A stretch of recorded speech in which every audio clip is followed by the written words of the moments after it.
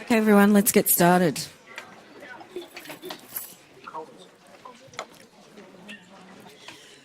A couple of things first. As you all are aware, the mid-semester test results are up on Moodle. Do not ask to double-check those marks. They're automatically generated by the Scantron, and every single one I checked manually myself is correct. So there's no reason to ask for double marking. We've had a few people ask today. There's absolutely, unless the machine had some sort of Terminator effect going on, there's no reason to believe that the mark is wrong. So unless you've got some weird justification of why you need us to check the mark, just don't ask us to, because I can tell you with almost 100% certainty there's no errors. Second, assignments. Can we just not talk? Like, if you want to have a discussion about something that's critical to your life, go outside and have the discussion. Don't have it in here. It's disrespectful to me. It's disrespectful to the other people in the class. And you're not 4-year-olds, so I shouldn't have to even tell you that. You choose to show up to the lecture. Common courtesy dictates that you don't talk while I'm talking. Okay? That's all I'm asking you to do. And in your early 20s, that's not much. So the other thing I wanted to say was the assignments are due next week. Soft copy, hard copy I should say, not soft copy, hard copy to your tutor in the tutorial. Signed cover sheet is required. Late submissions will be penalised 1% a day until the submission is received. Obviously, if you've got grounds for special consideration, you need to fill out the form. There's details about special consideration in the unit guide. But literally, unless you're dead or someone you know is dead, there's absolutely no grounds for special consideration, right? So there's rules about when you apply for it. So make sure if you think you want to apply for special consideration and you have valid grounds to do so, because if you don't, I'll just reject it. Then have a look at the form. I think you've got to submit it within 2 days of the submission date of the assignment, so 2 business days, that is.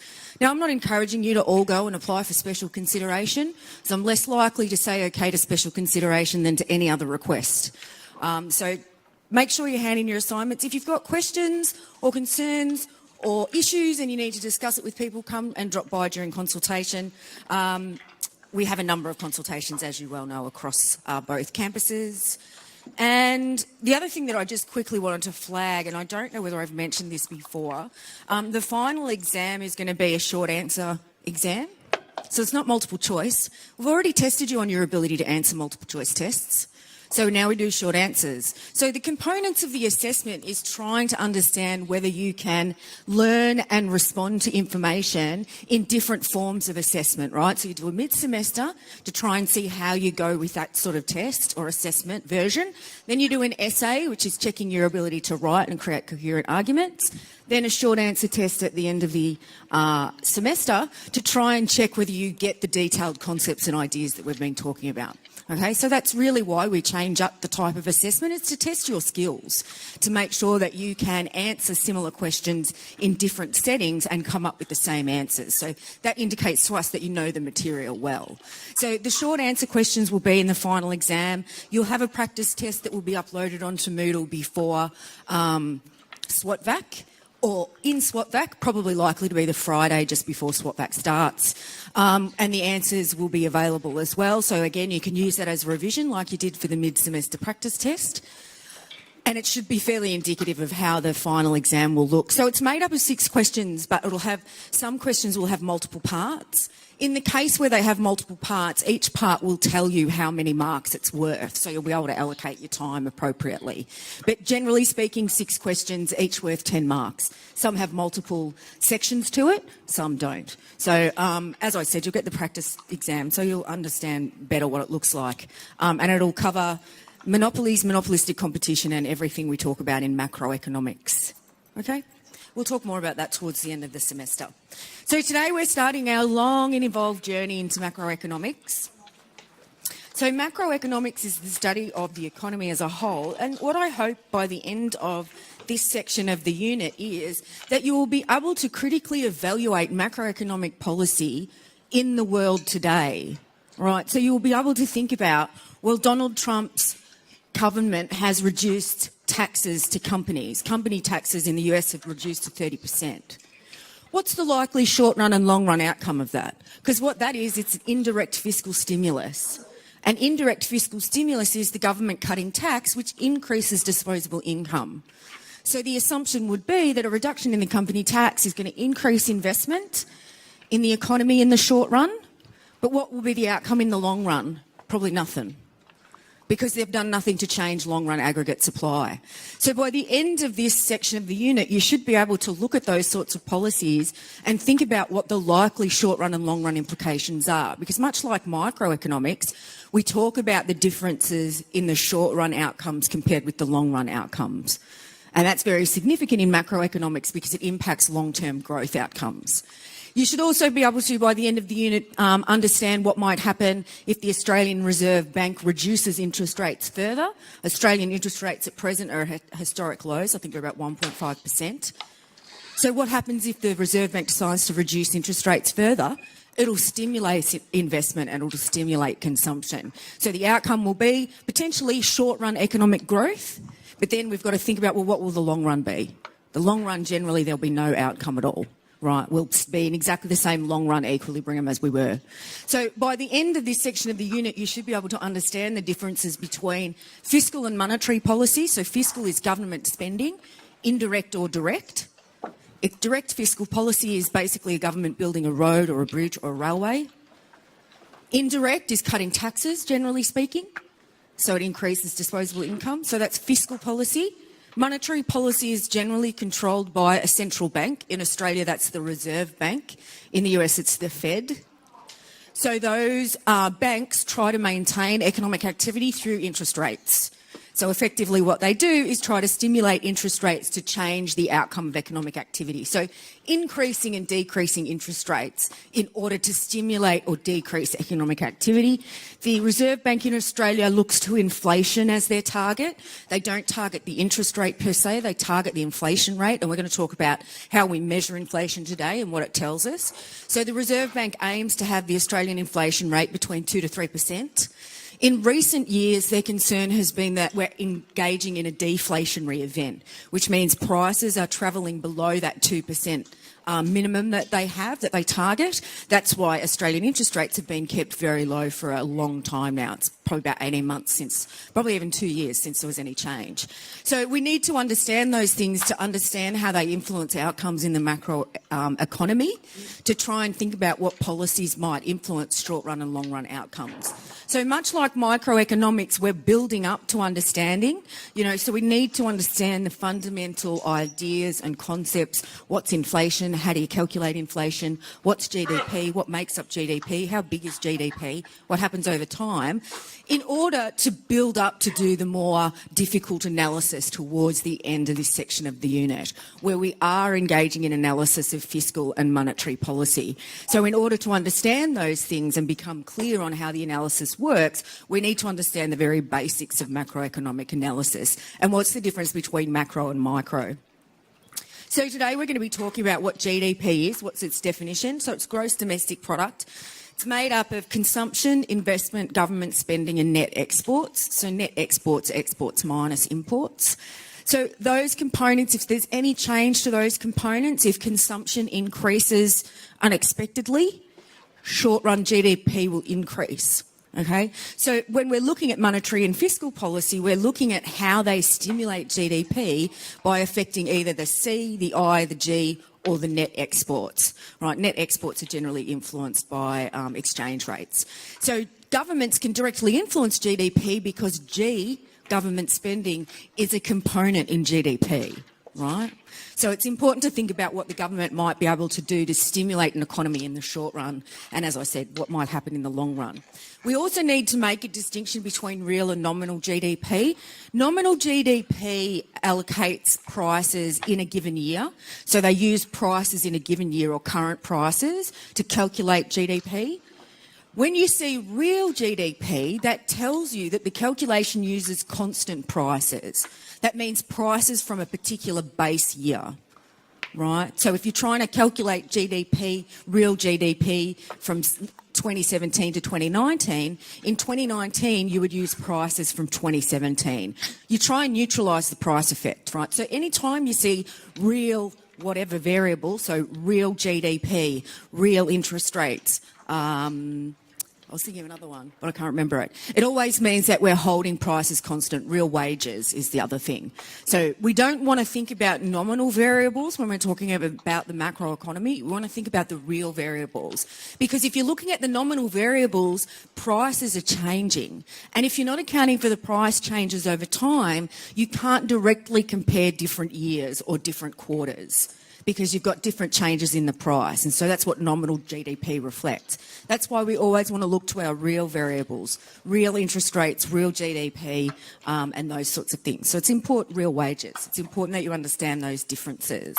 And of course, the question is, GDP measures well-being. It measures your standard of living. GDP per capita, or GDP per person, tells us how much effectively money or income every individual in Australia should have. What it doesn't tell us is what's the distribution of income. So it could be the case that you may have fairly high GDP per capita, which is simply taking your total GDP and dividing it by population. But it tells you nothing about the distribution of the wealth. It could be the case that you may have relatively high levels of per capita GDP, but 90% of the population only have access to 10% of the wealth.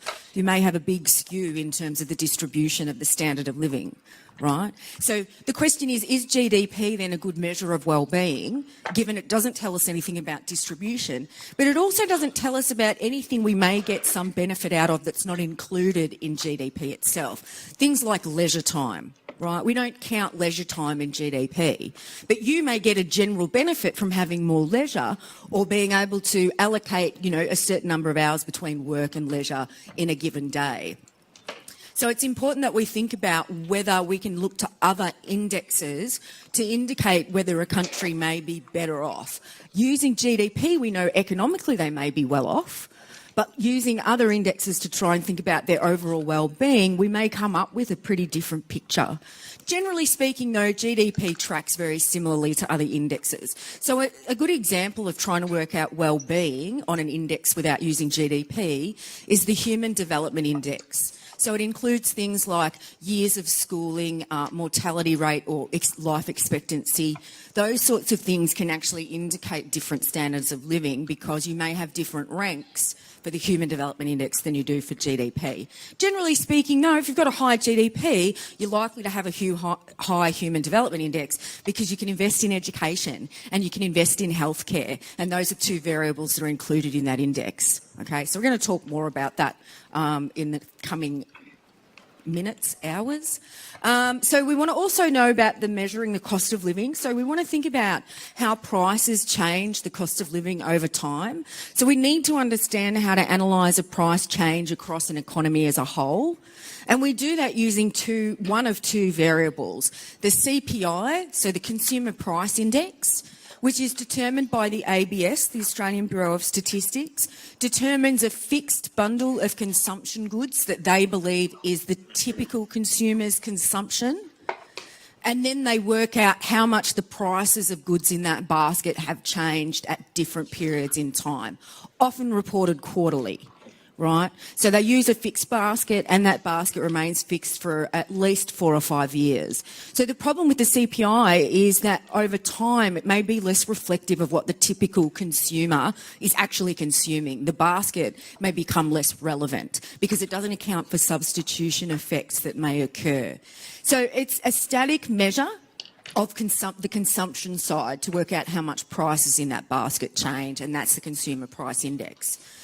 You can also use the GDP deflator, and the GDP deflator is based on all the goods that are produced in a certain period of time and the price changes that they experienced in that period of time compared with an earlier period.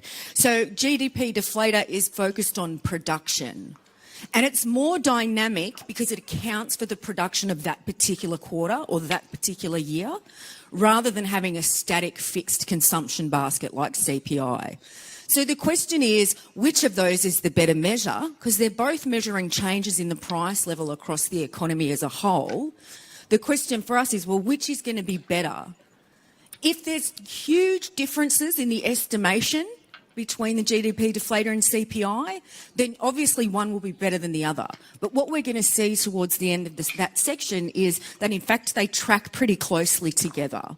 So if CPI is moving up, the GDP deflator is moving up. Sometimes there's a few lags in the system, but it's not statistically significant differences between the measures. So ultimately, either one of those two measures can actually be used in an analysis for the inflation rate. And this becomes important because when we come to do further macroeconomic analysis, the vertical axis on our macroeconomic graphs is the price level in the economy as a whole, as measured either by CPI or the GDP deflator. Okay, so that's what CPI or GDP tells us, whether there's been a general increase or a decrease in the overall price level within an economy. And we can use those figures then to work out the inflation rate, right? And inflation is problematic because it erodes the value of money over time, right? It means that you can effectively buy less with $1 if inflation is quite high. And, you know, there's periods where you can have hyperinflation as well, where inflation is running rampant. It's hyperinflation. There's a technical definition, I can't quite recall what it is. But places like Zimbabwe and Brazil have had hyperinflation problems in the past decade, and countries like Austria and Germany and Poland after World War I had significant impacts of hyperinflation.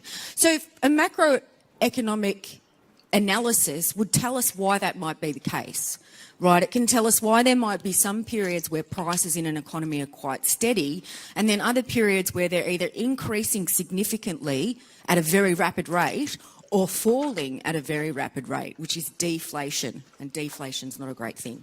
So we're going to talk about all those concepts and ideas today, so you get a better idea of how we measure and think about the macroeconomy. So as we know, microeconomics is the study of millions of households and firms' interaction. And we know that in an unfettered market, the price mechanism is the rationing mechanism. The price mechanism signals to people what the good is worth. Consumers then determine if they'll buy the good based on their willingness to pay. Firms will determine whether they'll sell the good based on their costs of production. All of that invisible hand movement, everyone acting in their own self-interest, moves us to equilibrium, and we know that at equilibrium we maximise consumer and producer surplus, so everyone is better off. We've maximised the welfare accruing in the market. Right. We also talked about where governments may interfere with markets through price ceilings or price floors.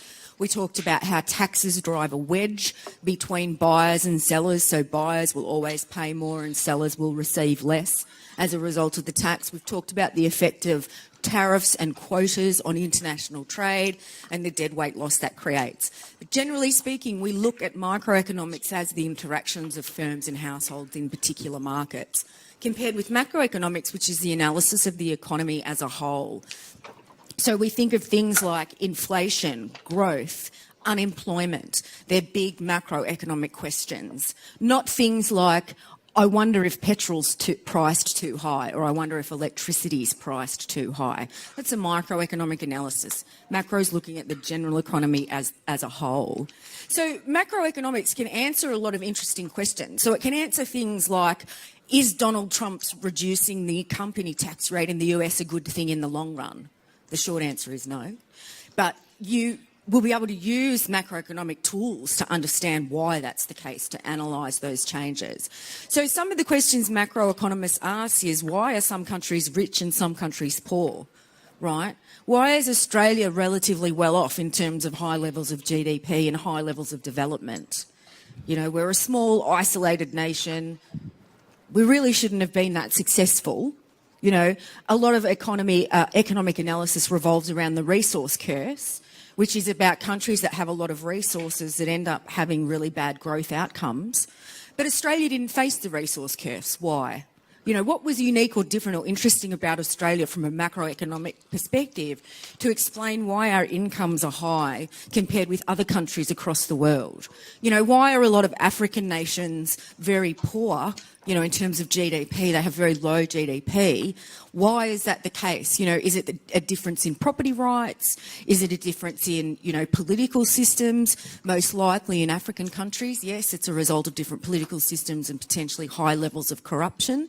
So macroeconomists can look at that and try to work out what's the difference between, you know, Australia and Zimbabwe. Why has Australia done okay and Zimbabwe hasn't done okay in terms of long-run growth outcomes?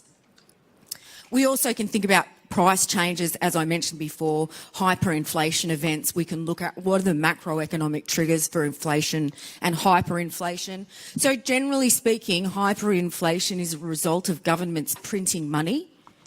It's a bit more complicated. They don't just get out the printing presses and go, come on boys, let's get out some more dollars. It's a bit more complicated than that, but it's referred to as printing money. And money is like any other good. If you create more supply, it decreases its value, right? The money that you have in your pocket, the Australian dollars that you may have in your pocket, it's just plastic with a number stamped on it. It could be monopoly money, really. The reason you believe the value it has in the number that's stamped is because everyone else in the economy believes the same thing. And the government tells us that they believe the same thing as well. So paper money is referred to as fiat money, and it's just a medium of exchange. It's just us exchanging plastic for plastic, right? But the important thing is we all believe that that money is worth the amount that's stamped on it. What happens if you start to increase the volume of money in the economy is every single dollar loses more value, right? It's a simple supply-demand equation. So the outcome of governments printing money is often hyperinflation events, that they erode the value of their currency so much that you need like trillions of dollars to buy a single egg, okay? And that's not good for an economy. You don't want to erode the value of your currency to that degree. But it often happens as a result of corruption and very short-sighted economic policies. So we can talk about some of the reasons why that might happen in a macroeconomic setting. And of course, why we might have recessions in some years and not others. So contractions in employment and production. Why might it expand in some years but contract in others? You know, for example, why did Australia not suffer significant decreases in economic growth as a result of the global financial crisis? Macroeconomics can answer that question. The answer is because Australian banks are highly regulated, much more so than generally speaking in the world. And also that Australian banks didn't buy the products that were subject to the problems in the first place. So they were less exposed to that international pressure, which is interesting because Australia is a small open economy. You would have expected would have suffered a recession quite significantly as a result of the GFC. But macroeconomics tells us, well, in fact, we had conditions such that we avoided the major problems associated with the GFC. Australia had positive interest rates during the GFC, whereas every other developed nation on earth had zero interest rates, right? So it's an interesting idea to think about how macroeconomics can explain why that happened, why the US went into a deep recession and Europe went into a deep recession, but Australia didn't. Australia's now gone the longest it's ever been without a recession. It's about 27 years, right? So those are the sorts of questions that macroeconomics can answer. You know, why might there be an increase in production and employment in the US in the next year? Because Donald Trump has reduced the tax on businesses, right? But that'll be a short-lived phenomenon. Okay, so those are the sorts of questions macroeconomics can answer, but you need to understand the fundamental concepts and ideas to be able to build up to do that sort of analysis and be able to understand what's going on in the real world. So it's important to remember that income must equal expenditure in an economy all the time, because everyone's expenditure is someone else's income, right? If you go to the shop and you buy food, that money doesn't go just to the supermarket. It goes to pay their employees. It goes to pay their suppliers. It goes to pay their utility bills, right? So the money that you pay them for the groceries then becomes other people's incomes that the supermarket pays to produce the goods that they sell you, right? It's the same as if you work at a restaurant, for example. If you're a wait staff at restaurants and people come in to eat, their expenditure on their food is part of your income as your wages, right? So income must equal expenditure, because everyone's expenditure is someone else's income. Creates a multiplier effect, which we're going to talk about later in the unit when we talk about money. It creates a money multiplier effect in the system, and we're going to talk about how that may impact the Reserve Bank's ability to control the money supply and control interest rates. But for every transaction, a buyer has a seller, right? So income must equal expenditure in an economy as a whole, because everyone who spends money is someone else's income. So this is the circular flow of the economy. The orange. The orange lines are the flow of inputs, and the green lines are the flow of dollars. So the markets for factors of production. So households participate in both the markets for the factors of production and the markets for goods and services. Why? Because households provide labour. That's an input to production. That's a factor of production. The three factors of production are land, labour and capital, right? So households participate in the markets for factors of production by offering themselves as employees to particular businesses, and that creates the inputs for production for firms to produce the goods and services that they will sell in the goods and services market. And households will earn income as a result of being employed that they can then use to buy the goods and services that they need. So they won't potentially spend all of their income. Some of their income will be saved, but they'll have to spend some on goods and services that they require. And so this then is goods and services bought, goes to households, and their labour is an input here. And so the firms get revenue from selling the goods and services to the households, and that creates the wages and the rents that they pay in order to continue producing the good. So the macroeconomy is interconnected as a result of the fact that households offer themselves as labour, firms pay their wages, firms sell their goods in the market for goods and services, and households, once they get their income, will buy in those markets for goods and services. So it's all interconnected. So what is gross domestic product, GDP? GDP is market value, so it's output at market prices. Domestically produced, it doesn't include intermediaries. So it's important to note it doesn't include intermediate goods, because if you include intermediate goods in a GDP calculation, you're double counting, so you'll bias your results upward.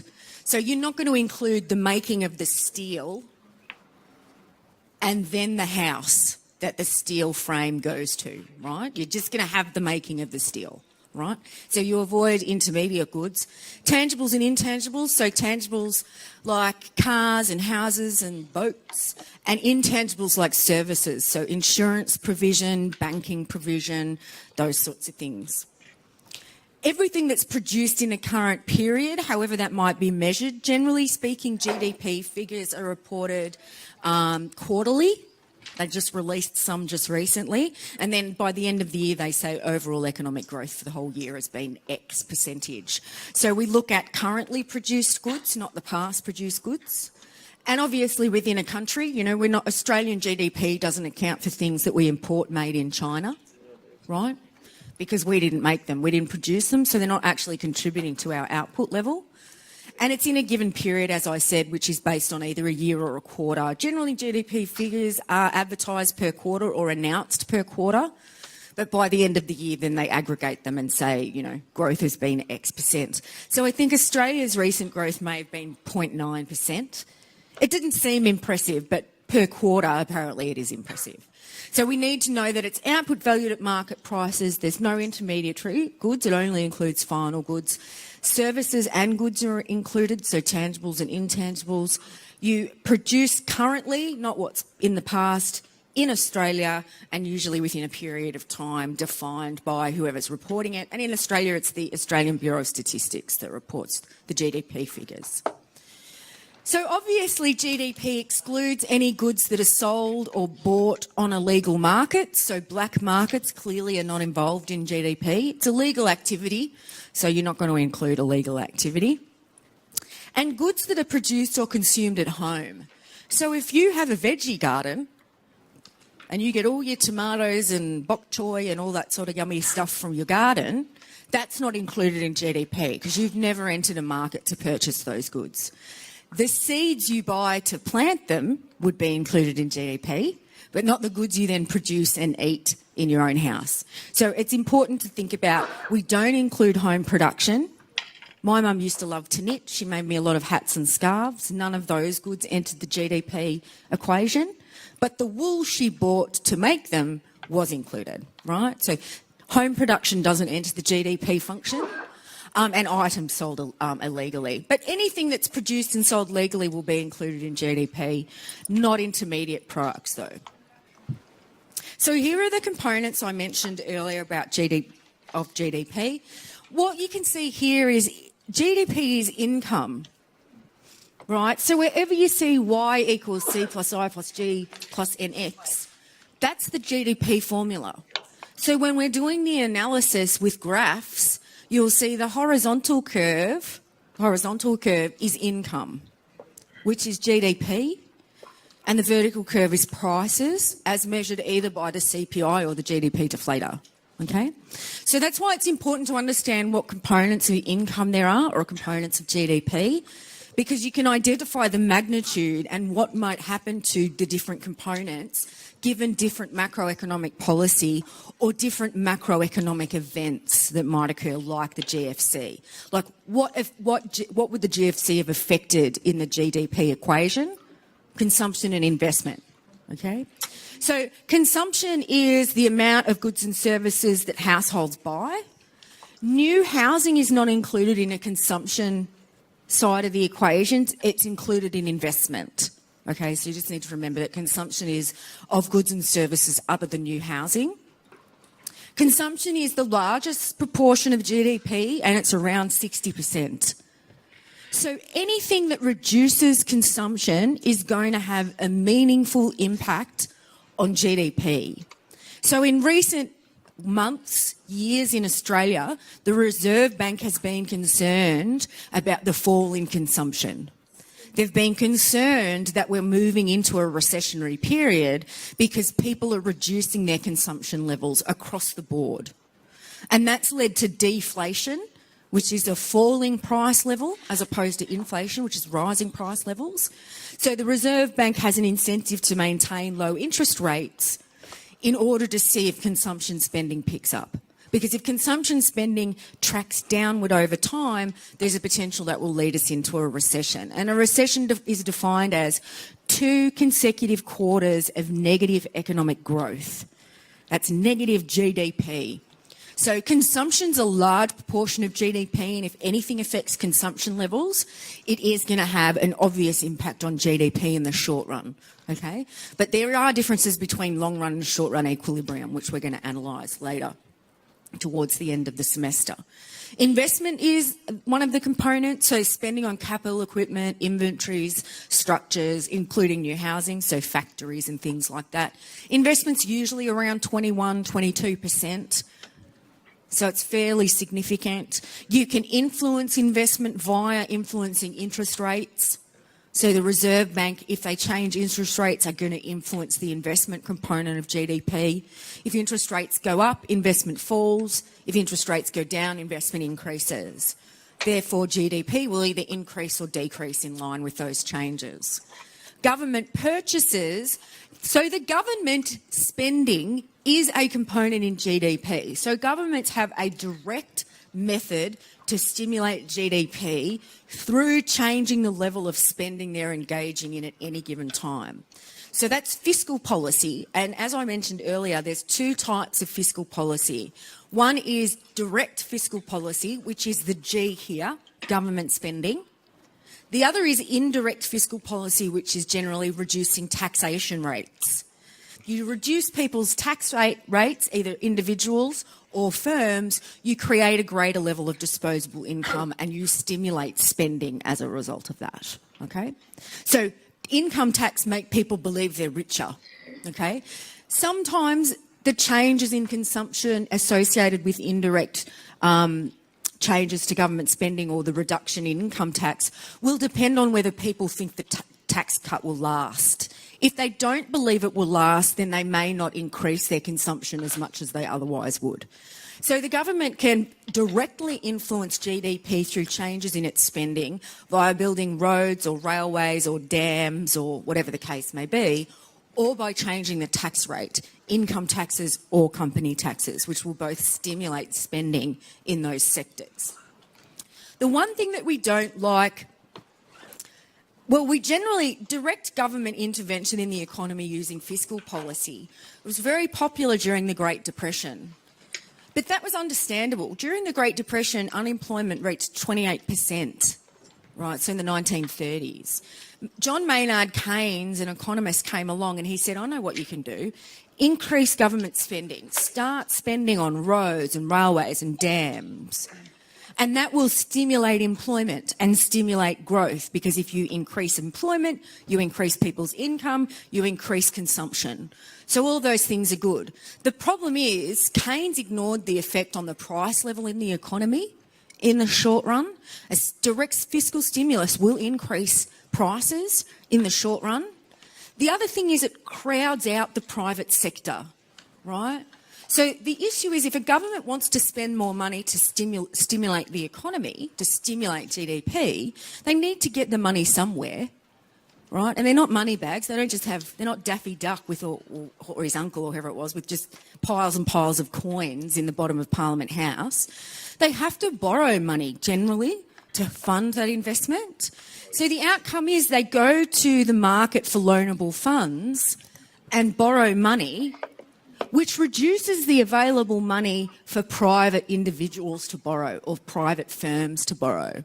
So government's direct fiscal spending or direct fiscal stimulus leads directly to a crowding out effect. They crowd out private firms and individuals in the market for loanable funds. So that's not a good thing. So generally in the recent, since about the 70s, we've generally, economists generally speaking, have moved away from supporting direct government fiscal stimulus in the event of a recession and looking more towards the central bank to leverage interest rates to change outcomes. So government spending, though, if things get really bad really quickly like they did with the GFC, both government direct fiscal policy and monetary policy can be used in tandem to try and prevent the onset of a really significant fall of GDP. And net exports are, or I should say, government doesn't include transfer payments. So the transfer payments are the payments that governments take from their revenue that they collect from the taxes and then reallocate to people for equity outcomes. So people who are on disability pensions or unemployment benefits, those sorts of things. They're not included in government spending. And net exports, so it's exports minus imports. Government's purchases is usually about 20% of GDP as well. Net exports, it depends on the country. In Australia, net exports are negative because we're a net importing country, right? We import most of the stuff that we need, particularly the value-added goods like computers and clothing and cars and those sorts of things. So while we do export a lot of raw materials, we don't get very high prices for them necessarily because we're not value-adding to them. We're just putting them in containers and shipping them off. We re-import the value-added goods back into Australia, once things have been manufactured offshore. So Australia is generally a net exporter in the negative. So we have a net import effect, Whereas countries like China, you would probably expect net exports to be quite high, because you would expect, generally speaking, that they are a net exporter, that they import very little into the economy, right? They are the manufacturing hub of the world, effectively, so that would make sense. So it depends on the country as to what net exports will look like. In Australia, they're negative because we're a net importer of most goods. So we need to think about then how the changes in these components may impact GDP or impact our income in the short run and the long run, because there's different outcomes in the short run and the long run. So here's an example of Australian GDP in 2015. You can see this is our percentage of the total, and I was about right. Consumption's about 60, investment's about 20. Government purchases is relatively large, but this is the thing I was pointing out before. Net exports are negative. So this is the total in billions. So totally, Australia's GDP is 1628 in 2015. $1628 billion.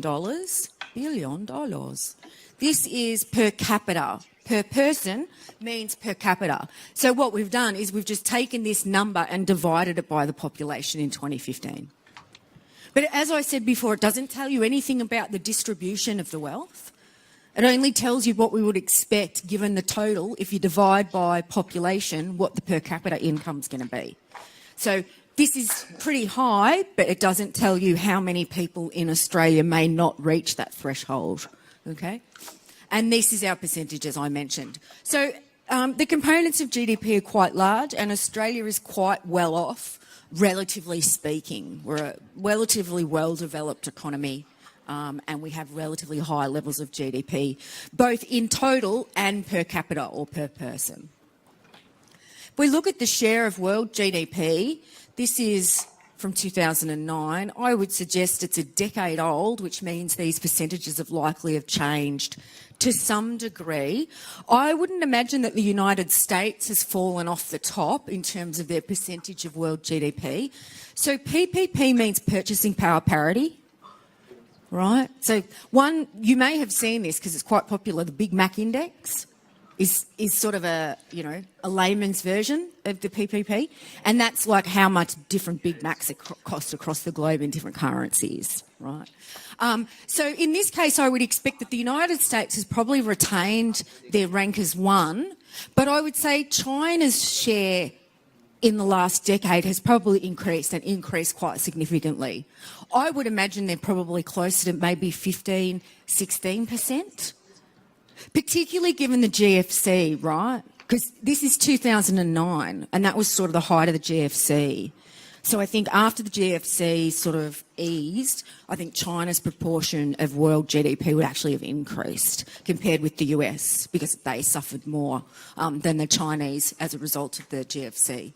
So you can see Australia is ranked 18 at 1.5 in terms of the share of world GDP. So, we're punching above our weight given how small we are and how isolated we are. But other countries that you would expect would be relatively large would be Germany, Japan, I would expect. Potentially Japan's share has fallen a bit since 2009. They've had several economic problems, one of which has been their ageing population, tsunamis, Fukushima, those sorts of things, which are potentially going to fall in their GDP and the share of the world GDP as a result. So that's just an indication of a ranking. You can do it historically as well in terms of how the composition of world GDP has changed over time. So these figures obviously are an extrapolation. There was no one in the year 1000 recording GDP growth across the world.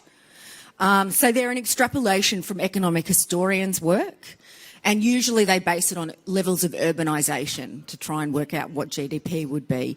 It's subject to some concerns, but it's the best estimates that we generally have in historical terms. So Madison is the bloke who's been well known to extrapolate back GDP. Is there something funny about GDP? I think there is. So what you'll see here is Western Europe. Western Europe has been quite a puzzle for economic historians. One of the things that economic historians have focused on is why was economic development happening in Western Europe first? What was different from Western Europe? compared with, Australia. Well, Australia wasn't found then. I mean, the Aboriginals were here, yeah, absolutely. But in terms of incorporating us into the world economy, that wasn't happening. So what was different about Western Europe? Did they have different institutions, different property rights? What was the thing that caused the catalyst for growth? That Western Europe was the rise of, the world economy back in the early 1700s from 1000 onward. So there's a lot of economic historians who've looked into why that's the case, and generally speaking, they argue it's based on political institutions and property rights. So you can see, though, the share has changed over time. So in 1820, it's 23.6. This 1930 is the eve of World War I. World War I started in 1914. So as you can see, you're likely to have a fall as a result of that. But also this fall in Western Europe is probably also reflected in the rise of the United States as a world power in terms of economically speaking. So you can see clearly in the year 1000, the USA had no percentage, very close to zero. The USA wasn't technically discovered. The American Indians were there, yes. Wasn't technically discovered by white people until 1492, Christopher Columbus. So you can see the share of world GDP will go up as, population and production expand. 1820, it was 1.8. It was small back then because the US had just finished a civil war, right? And the War of Independence. They had a lot of wars in the late 70s and early 1700s and early 1800s. By 1913, their growth was quite remarkable. What you'll notice is there's a big shift in the 1950s. The US now economy becomes dominant in terms of its composition of world GDP. It contributes the most to world GDP. Why? Because of the manufacturing revolution, right? You may have heard of a fellow named Henry Ford, introduced the moving production line, decreased the cost of production, increased manufacturing in the US by a significant margin. So that's being picked up here in the 1950s. And you imagine it may be, around the same today. China clearly has gone from having quite a significant proportion of world GDP to quite a small. And so it's really funny because I heard this guy named Niall Ferguson. I think he's based at Oxford or somewhere. He's important. He was talking about differences in economic outcomes in different countries. And he was talking about the innovation in China, prior to the start of the 19th century. The Chinese invented paper, right? That's pretty cool. And clocks, stuff like that. And they were really out there in the world, trading and talking to people and, saying g'day. And then all of a sudden, I think one of the emperors decided that he didn't want to be involved in the world anymore. I think he sort of was like, I think those people are going to be a bad influence on us. So we don't want to talk to them anymore, and sort of closed up shop and closed the doors to China. So China went from a relatively open economy around the 1800s to a relatively closed economy as a result of these changes. And so the effect you can see clearly is a drop in its contribution to world GDP, but it's slowly recovering. I would say at this point it's higher than 4.5 because this 1950 figure doesn't capture the open door policy of the 70s, where China opened up a few economic zones to trade into the world. And as a result of that, it's been growing relatively rapidly every year. So, economic growth of around 10% every year in China for probably the last 20, 25 years. So I would imagine this now is actually a much higher figure than it would have been. It's probably closer to 30, maybe. And India clearly has also had an impact of, changing institutions. My argument would be the difference between the 1800s and the 1900s is British imperialism.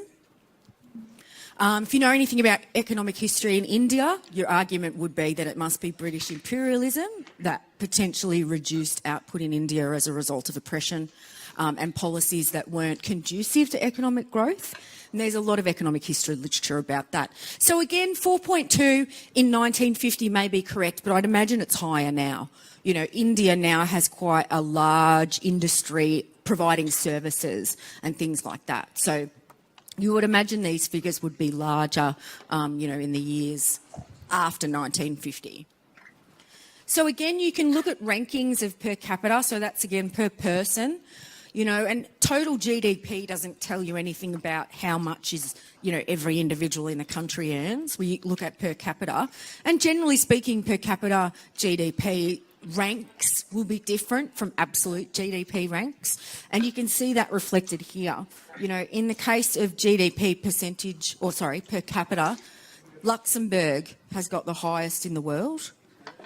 Again, it doesn't tell us anything about the distribution, right? It doesn't tell us who in Luxembourg has $99,000 or $94,000 a year and who doesn't. So it doesn't say anything about distribution. Qatar is a country in the Middle East, oil rich. It doesn't surprise me that they have a fairly high ranking of GDP per capita.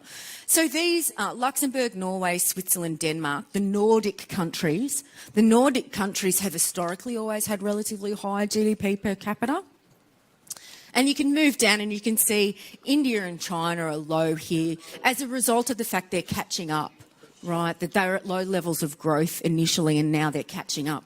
You know, by the year 2050, you would imagine they'll have per capita incomes that are closer to the middle group here, like Australia and, is Australia there? No, like the Netherlands and the United States and those like that.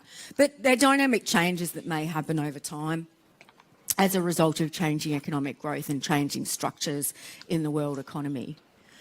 So, as I mentioned earlier, we need, when we're talking about GDP, we need, because now we know what the components are and their various magnitudes and world GDP, we need to make sure that we know the difference between nominal and real GDP.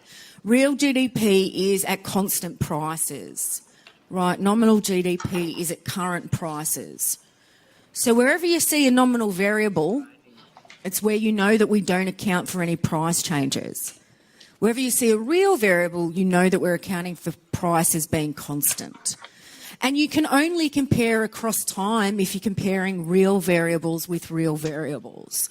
You can't compare nominal GDP in 1950 with real GDP in 1960 because the nominal GDP isn't being calculated at constant prices and prices fluctuate.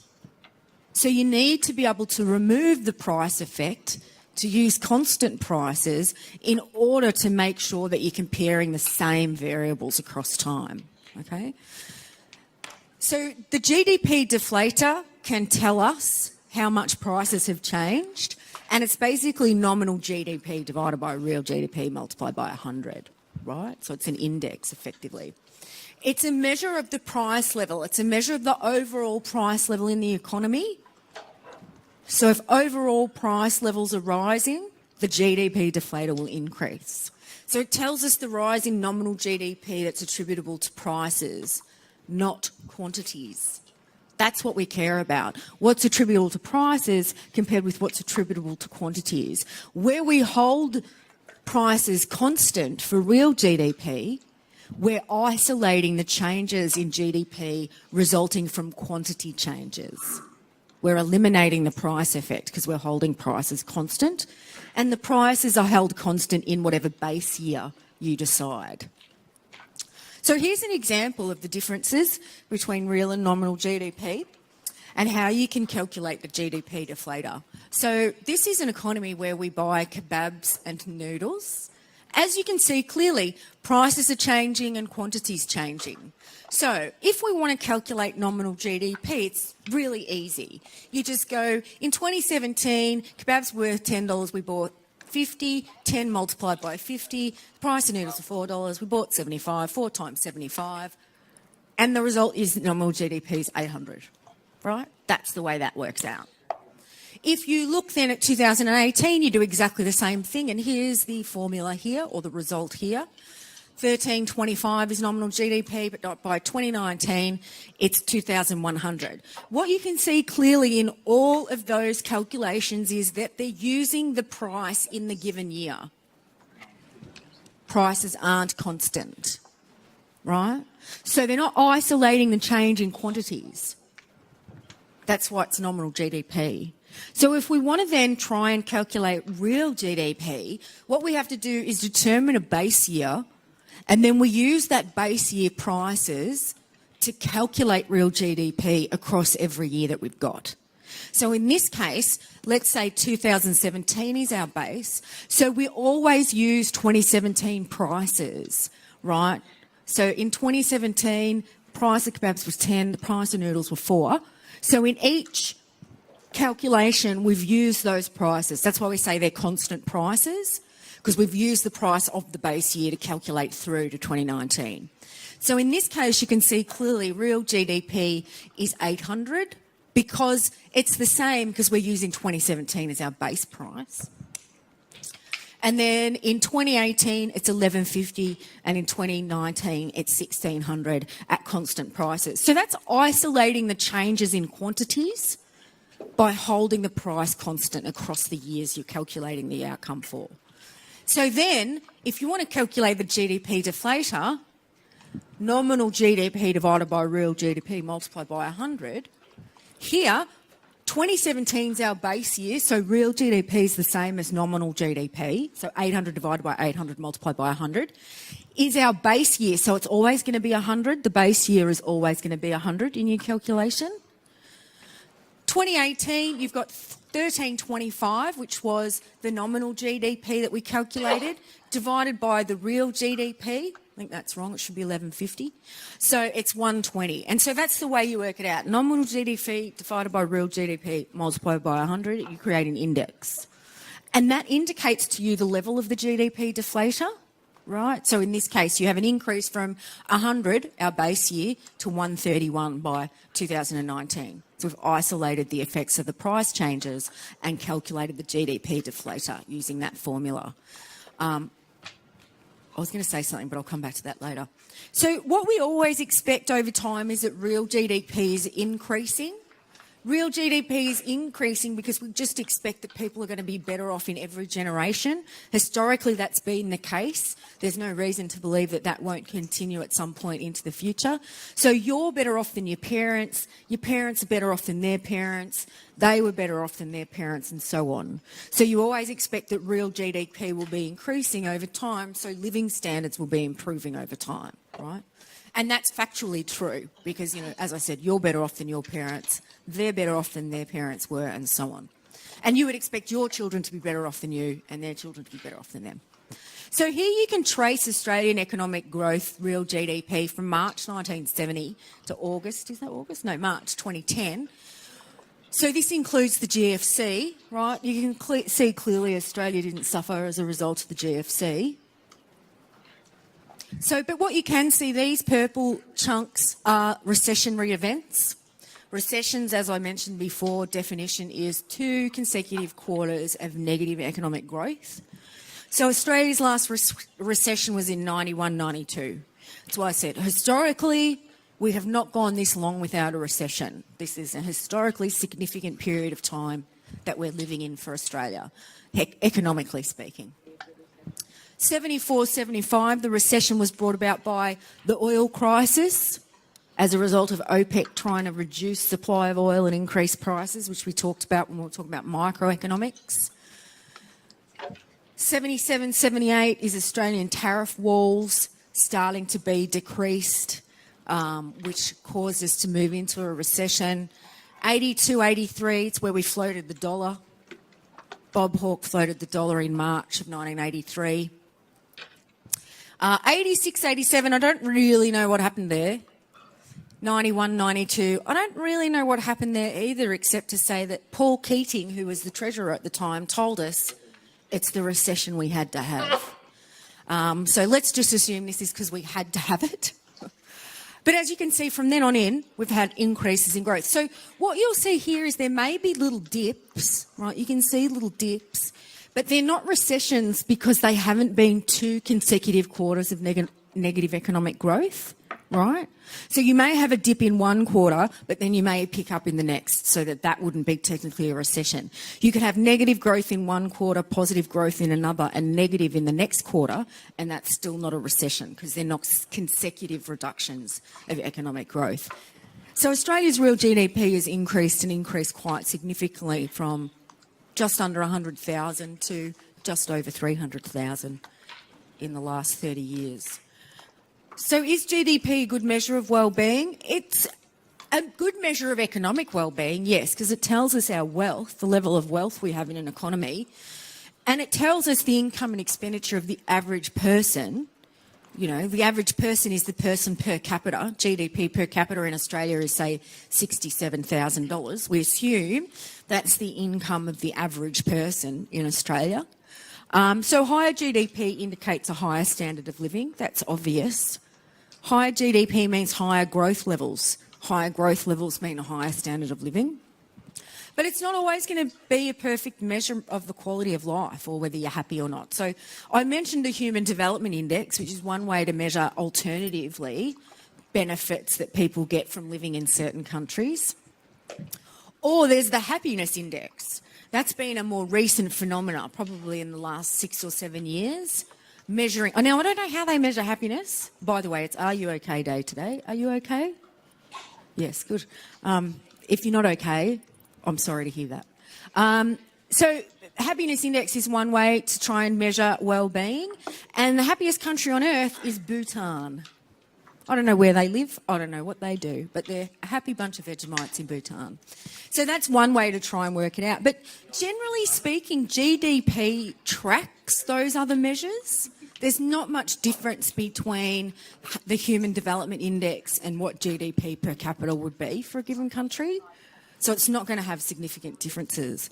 But things that do contribute to well-being which aren't measured in GDP are things like the value of leisure time. So people generally like to split their days between leisure, working and sleeping, right? So if you value leisure highly, you'll spend more time engaging in leisure time. Australians historically have valued leisure greater than working hours.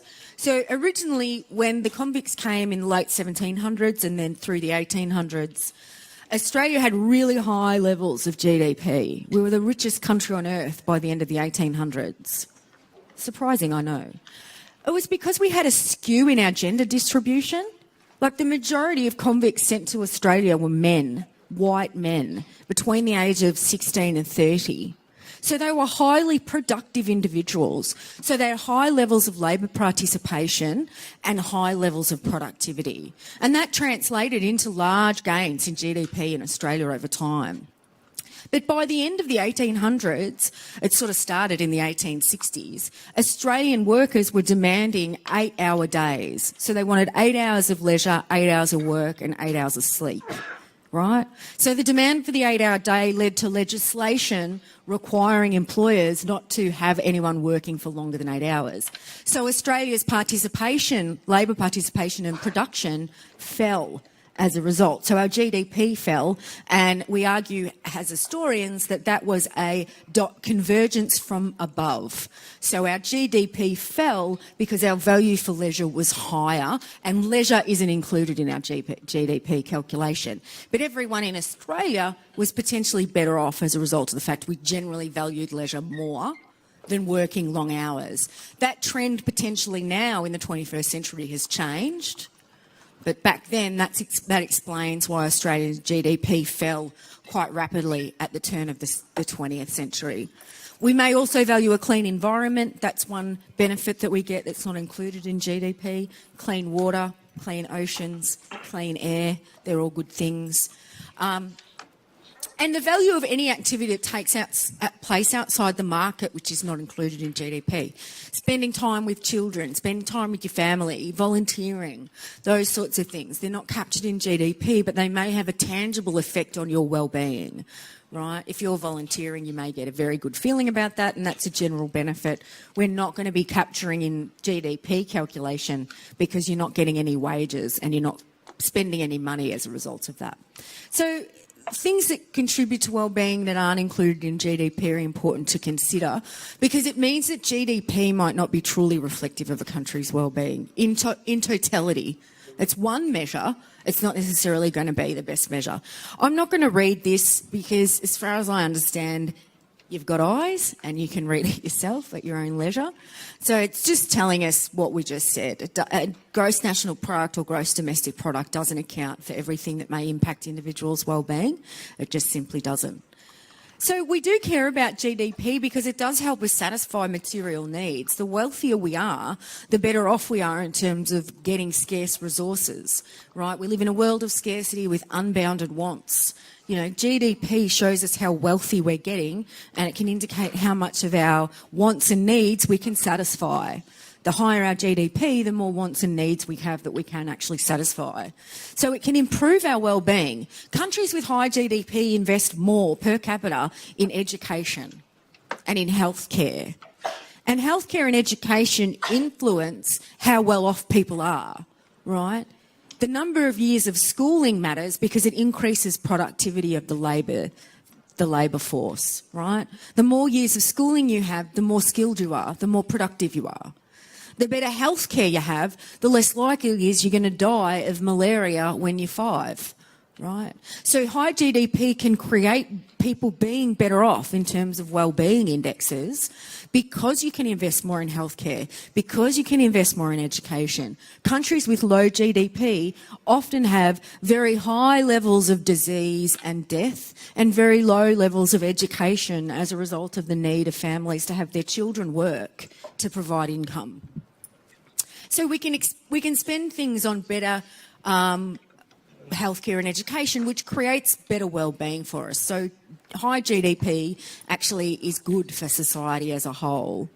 And it is strongly correlated with other measures of life, and that's what the Human Development Index tells you, HDI rank. So you can tell clearly this includes real GDP per person, life expectancy and the mean years of schooling. Your life expectancy isn't going to be very high if you don't have access to healthcare. If you can't go to the doctor when you've got cholera, you're not going to be fixed and you'll potentially die as a result of being exposed to the disease. So if you've got higher levels of real GDP, you're going to have higher levels of life expectancy as a result of having greater investment in healthcare. Right, so Australia, for example, we've got a relatively high level of life expectancy at 82. I wonder if they include the Australian Aboriginals in that because they have very low life expectancy. Australian Aboriginals have life expectancies that are below some countries in the third world, which is shocking when you think about it. We also have a high level of schooling in terms of the mean years of schooling.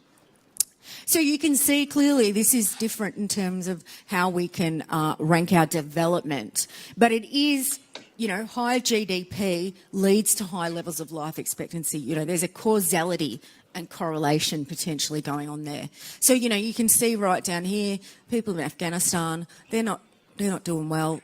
I mean, there's been a war there for decades.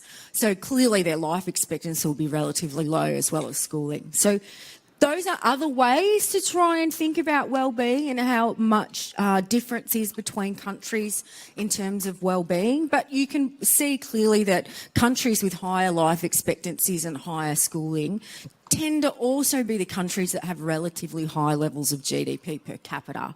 Okay, so they track together, which is why we say GDP is a good economic measure of well-being, but a lot of other measures of well-being can be used to enhance our understanding of how well off people are in a given country at a given time, in addition to the GDP measure we might look at. Okay, so now we're going to talk about the measure of living, or what am I talking about? Measure of the cost of living. But before we do that, I'm going on a break for 10 minutes. I'll be back at 2:19.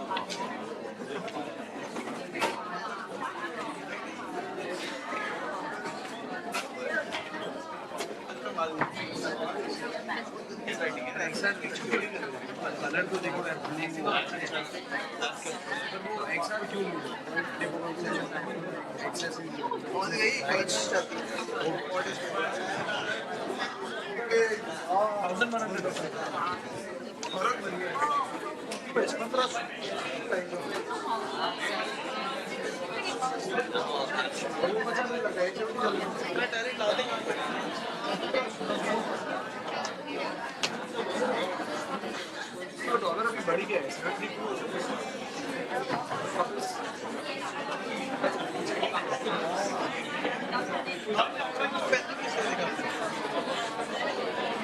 वैसे तो direct करो US तो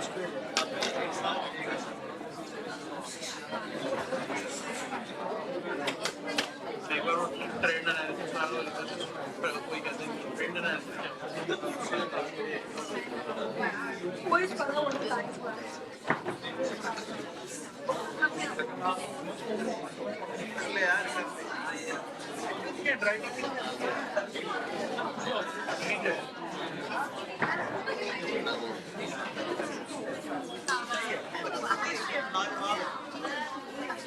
printer को भी printer में तुम बैठी होती हो क्या? हाँ फॉन्ट में ऊपर रहता है चारों तरफ फॉन्ट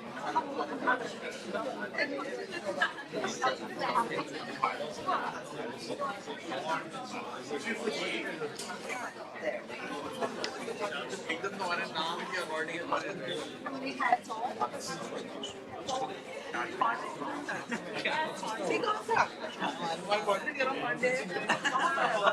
पता नहीं अपना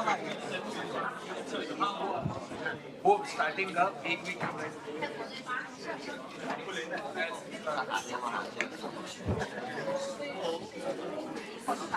सिक्सटी फोर से ऊपर काम करने हैं 64 भी खत्म नहीं होती घूम रही है सिखाता है 64 भी खत्म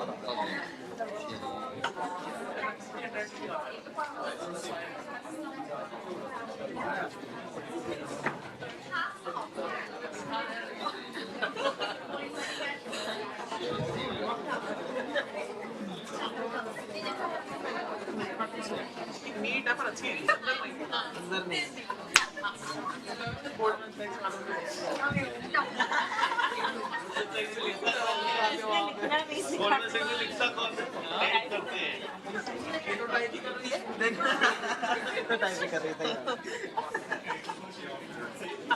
हाथ से टाइप करना लगता हाथ से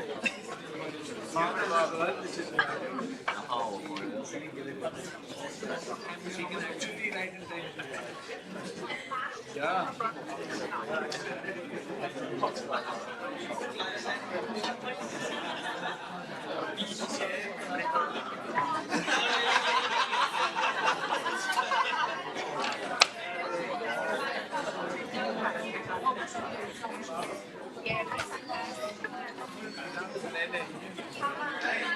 जिसकी सबसे गंदी हैंडराइटिंग होती है वही डॉक्टर डॉक्टर बनना ही तो आया ना मास्टर बैंकिंग के finance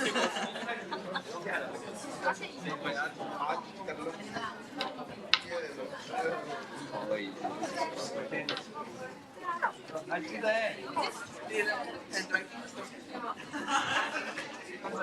What's so bad about this? What's so bad about this? Carbon copy की बात नहीं होगी कार्बन कॉपी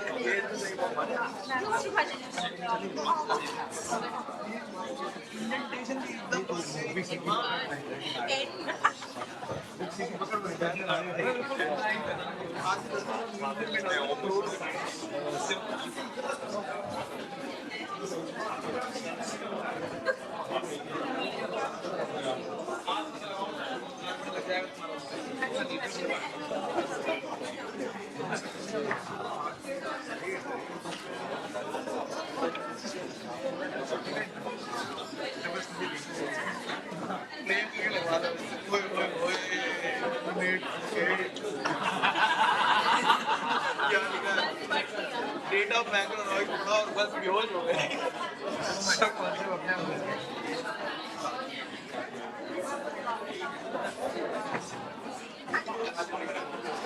और दैट की चीज आ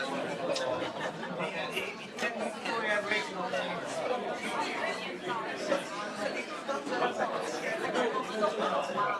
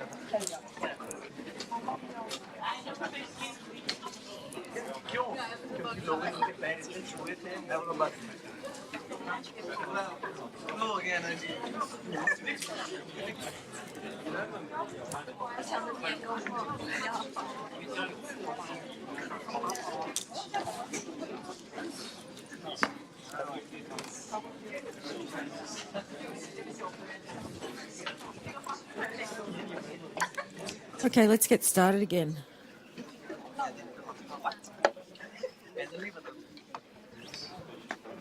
So as I mentioned, the Consumer Price Index is a fixed basket of goods or services determined by the ABS in Australia. Obviously, different statistical agencies in different countries will be responsible. As I said, Australia, it's the Australian Bureau of Statistics. And they assume it's what's bought by a typical consumer. Of course, the question is how typical is the consumption basket they determine, and how typical is it in the medium term, right? So if the basket is not changed until every 4 to 5 years, then that's, in the medium term, it may look less reflective of what a typical consumer buys. It doesn't account for any substitution effects. It doesn't account for new products that might be introduced. Those are the issues when we think about a fixed basket of goods. So obviously if the CPI rises, that's going to increase the amount of spending that you have to engage in to buy exactly the same set of goods and services. So you become relatively worse off as CPI increases. Okay, it's an inflationary effect. To maintain the standard of living, you have to pay more. So inflation erodes the value of a dollar. If inflation is increasing, you have to pay more for the same set of goods compared with a previous period. So we don't like to have high levels of inflation, which is why the Reserve Bank tries to target inflation at between 2 to 3%. They think that's a healthy level of price growth for an economy on a yearly basis. So as I mentioned, they fix the basket, the ABS fix the basket. They conduct surveys to ask consumers how much percentage of their income they spend on various goods and services, you know, transport, household, groceries, booze, cigarettes, those sorts of things. So they would conduct surveys to work out over time how much the basket might change. But in the short to medium term, the 4 to 5 years, the basket is maintained. So it's static over time. So it may be less reflective the further down that 4 or 5 years you get. In the first couple of years, it may be relatively reflective of the typical consumer. But in the... Oh, they haven't fixed that. Sorry, I just got distracted with my mind. But in the, by year 4, it may not necessarily be reflective anymore as a result of the, say, changing in prices between different sectors and things like that. So then they fix the basket, they find the price for each good and service at the point of time where they're calculating it, and then they calculate the costs over time. So the CPI then reflects the change in costs of the bundle which the basket is typical of a consumer, what a typical consumer in the economy will buy. You choose a base year, much like the GDP deflator. You need to choose a base year upon which you will compare other years, and you divide the price in the basket of 1 year by the price of the base year.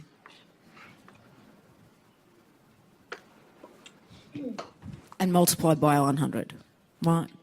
So obviously, like the GDP deflator that we talked about before, you establish a base year to try and work out the changes around the base year from year to year, and then you compute an index. So it's an index, obviously, multiplied by 100. So you create a base year. The base year will always be 100, and any calculation before or after that will be some variant of that 100. So a year ahead, you may get 110. A year before, you may get 90. But the base year you can calculate backwards in terms of comparing previous years, or you can use it forwards. It doesn't really matter where your base year is. So the inflation rate then, because CPI and the GDP deflator can allow us to work out the inflation rate, and the inflation rate is the price change in the economy as a whole. So if the overall price level is rising, then we say there's inflation. The overall price level is decreasing, then there's deflation. And we don't like deflation because that suggests there's a contraction in GDP, okay? So the inflation rate then is the percentage change in the price level from previous periods. So we want to work out how much price levels have changed over different periods of time, either by every quarter or once a year, depending on how you're doing your calculation. So if you want to calculate the inflation rate for year 2 in this example, you would use what your CPI is in that year, year 2, minus the CPI of the year before, divided by CPI in year 1, multiplied by 100 to create an index. So let's go through an example which is easier to understand. In this case, we've got our basket. It's 4 coffees and 2 muffins. It's a very simple basket.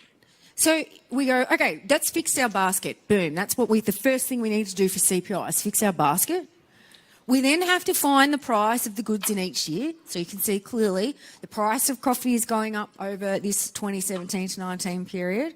The price of muffins, clearly there's been a shortage of flour because they've increased significantly in price.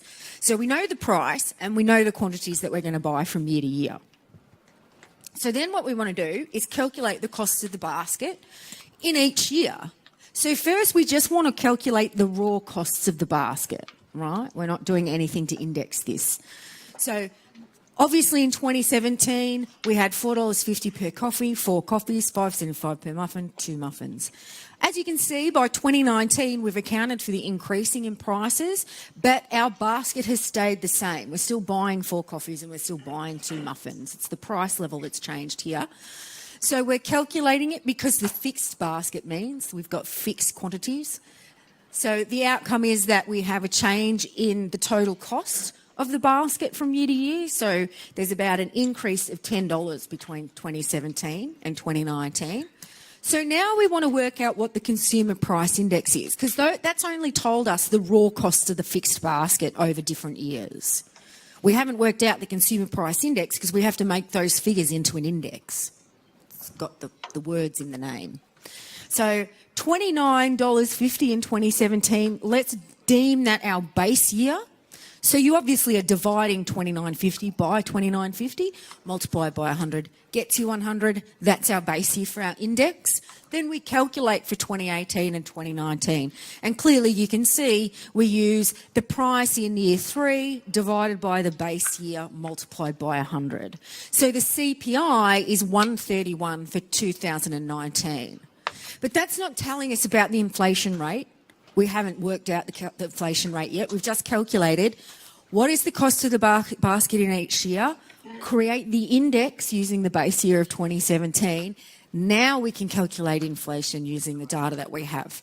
So in this case, what we want to do is use these index prices here, or these index numbers, I should say, here, and work out the inflation rate. So the inflation rate is, in this case, it's 2018 minus the base year, which is 100, divided by 100, multiplied by 100. So we're using this formula in this calculation.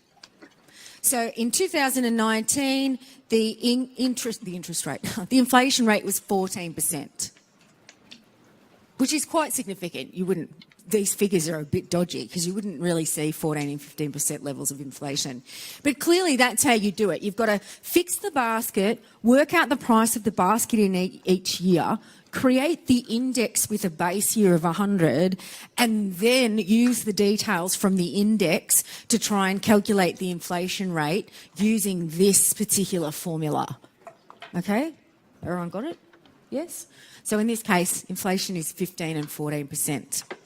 This is the CPI basket as determined by the Australian Bureau of Statistics, and it calls percentages the relative importance. So transport is relatively important in terms of 12% of our income, or we buy 12%. Alcohol and tobacco, not so much, furnishing and things like that. So over time, this may become less reflective of reality, because again, this is supposed to be the typical consumer. Right, but how typical is typical?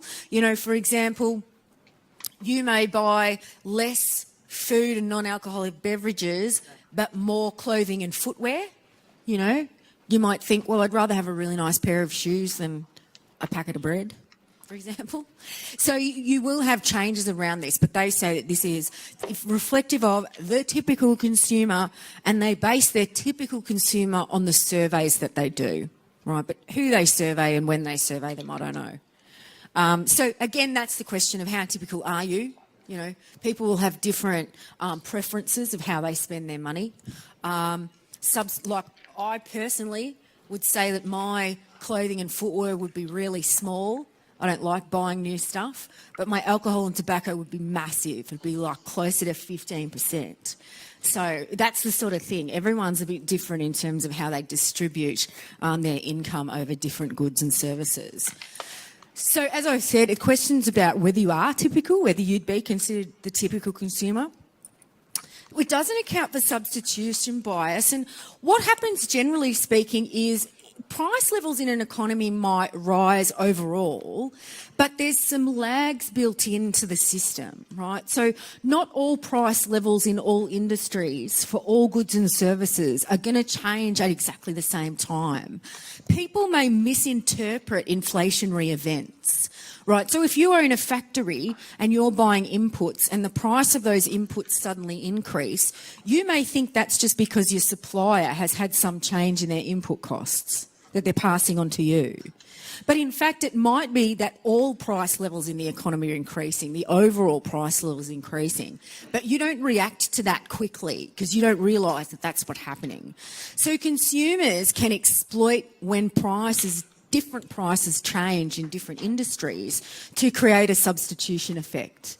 Before they realise that the whole price level in the economy is rising, they can exploit the lag in price changes across different industries to engage in substitution.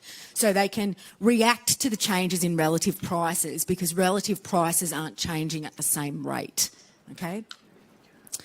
So it can increase the cost of living, the increase can be overstated because you're not accounting for people moving out of particular industries that may be charging you a lot of money to substitute into goods that are less costly for you. So less proportion of your income is spent on them, right? The introduction of new goods also creates greater variety, which isn't included in the basket, in every year. You can't include it in every year because it's a fixed basket. And it increases, if you've got more product variety, you've got greater purchasing power as a consumer because you've got more choice. Okay, so the basket doesn't reflect those new goods until they revise the basket, and even when they revise the basket, it may not be the case that they include the new goods.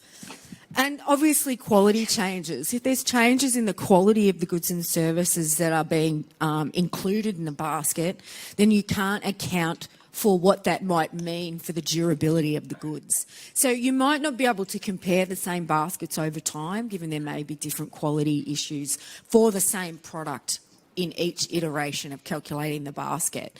So it's not a perfect measure of the cost of living, but it's generally an all right measure of the cost of living in terms of the typical consumer. And economists often say it's the typical or the average that we work on. There'll be a few people who aren't typical or average, but generally speaking, most people will fall closer to the average than they do away from it.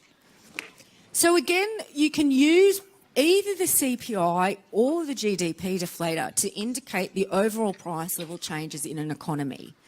Right? Both can be used to indicate the inflation rate.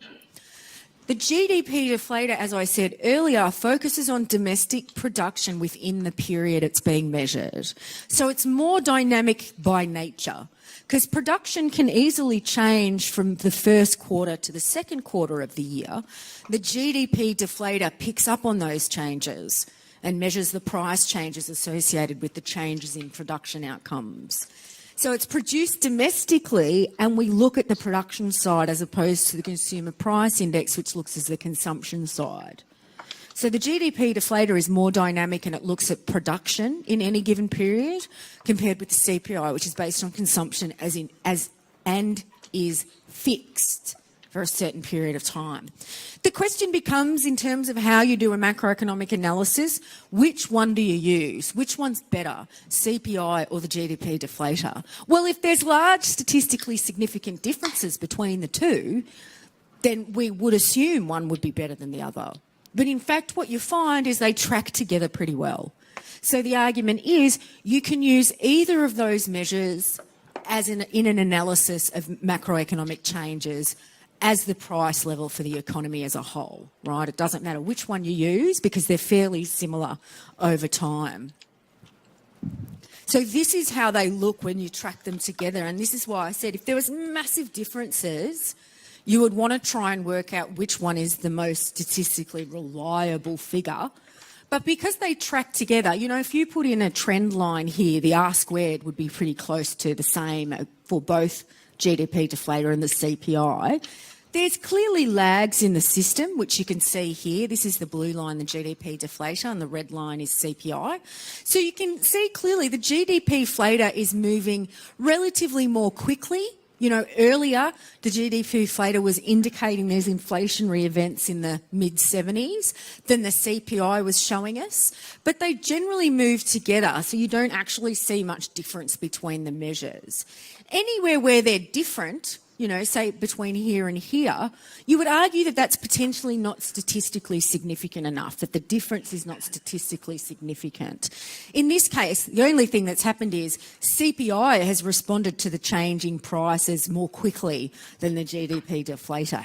But the GDP deflator still responded. There's just a bit of a lag within that system. So the only real interesting point, I think, is probably around this point, 2009, GFC time, right, global financial crisis, where you can see GDP deflator starts to track quite significantly above the CPI. Again, whether that's a statistically significant difference or not is an empirical question, which we would have to work out. Generally speaking, just eyeballing that graph, I would suggest that's not statistically significantly different, so that you wouldn't have such a large divergence between the two measures that would mean they can't be interposed, that you can't use one or the other interchangeably. And potentially this was brought about by the nature of the GFC itself and how production and consumption responded to the GFC, and they may have responded differently. But over time, you can see clearly by 2011 or 12, they're starting to track very, very closely together, showing you've got falls in the price level in the economy in Australia. And you would imagine that we are facing these. This would probably be falling more because the Reserve Bank at the moment is worried about decreasing inflation. So, as I mentioned earlier, it's called deflationary events. And deflationary events suggest that there is a reduction in spending across the economy, right? So, GDP is falling. I'm going to show you in graphs later in the unit how that looks. We also want to be able to correct our economic variables for inflation. You can't compare spending or income in 1975 with spending or income in 2017. They're not directly comparable figures because we need to account for the price level changes, right? So years ago, I was having a discussion with my dad and family friends, and my dad had 4 children. And, well, my parents had 4 children, but my mother wasn't working because that was illegal. And he was telling me that back in the 80s, early 80s, he earned $80 a month. Like $80. I laughed and I laughed. And then I realised very quickly, oh, hang on, I haven't accounted for the price level. $80 in 1980 money in 2015 may actually be closer to $2,000 or $4,000 if I include the price level changes. So we need to account for price level changes across time to make sure you're comparing like with like. Right, so this example, Farlap was a racehorse who was poisoned and died, but he was a very good racehorse when he was alive and he won a lot of races. So he made a lot of money, $19,000 in 1930. So $19,000 today is not much money, really, right? In 1930, it was a heap of money. The question is, how does the $19,000 in 1930 translate into dollars in this example in 2013? Well, we need to use the different price levels. We need to use the different price levels. So what we do is winnings in 1930 multiplied by the price level in 2013 divided by the price level in 2013. So it's 19,000 multiplied by, this is the price level in 2013. This was the price level in 1930. So equivalent dollar value, $19,000 in 1930 dollars, in 2013 was worth $752,000 and some change. So clearly, by accounting for price level changes, we've made those figures more comparable to 2013 compared with what actually was the raw value of the winnings or the total value of the winnings in 1930. You can have cases where you may have indexation of inflation. So it may be the case that contracts or legally binding legislation creates indexation so that your wages or your income is indexed to inflation. So if inflation goes up by 2%, your wages will go up by 2%. More often than not in Australia, indexation is included in wage contracts via unions.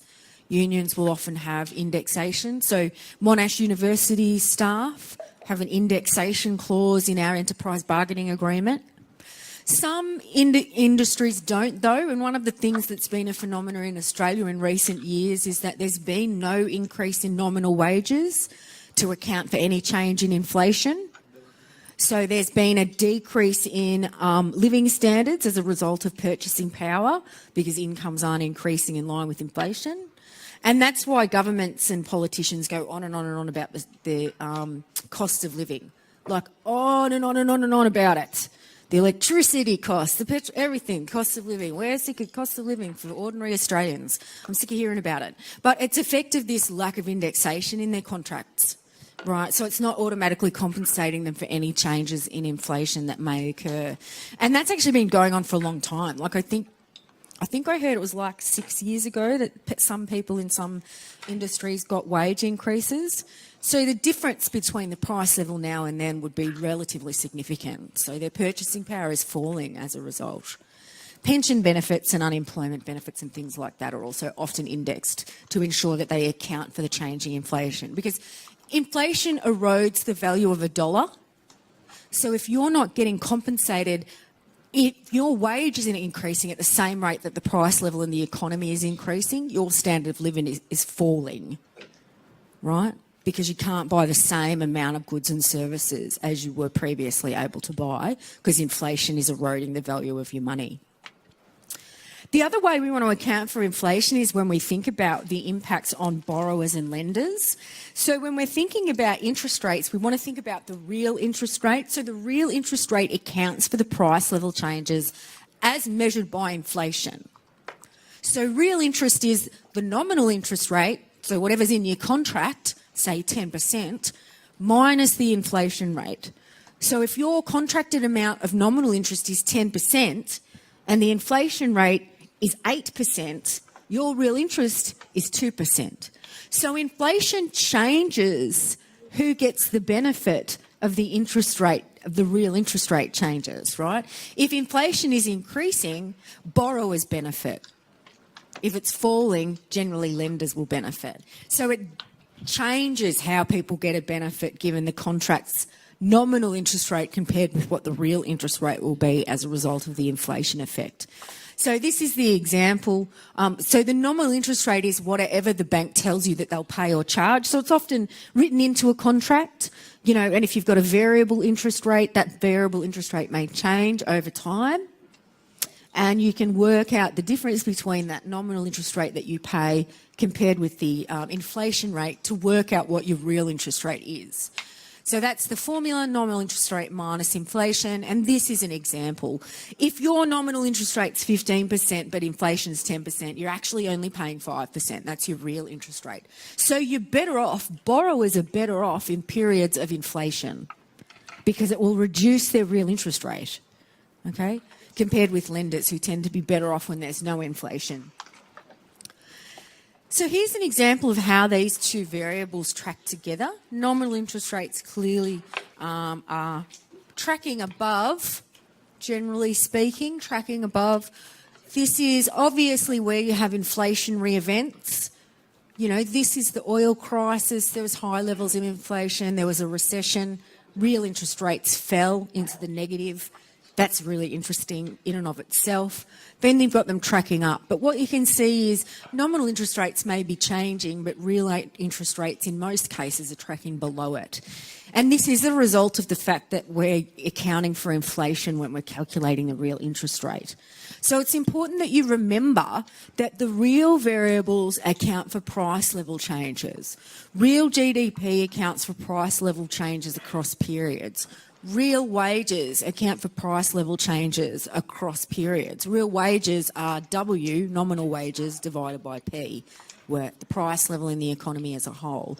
Real interest rates account for the price level changes by subtracting the inflation rate from the nominal interest rate that's being paid. So it's important you understand the distinction between those two ideas, nominal variables versus real variables, and that GDP has varying components which will respond differently to different macroeconomic effects, such as changing interest rates, changing wages, changing unemployment levels, changing government investment and those sorts of things. So next week we're going to come back and we're going to talk about the real economy in the long run. In the long run, money is neutral in the macroeconomy, and we're going to talk about the implications of that and what that means for any macroeconomic analysis. For now, goodbye, enjoy your weekend.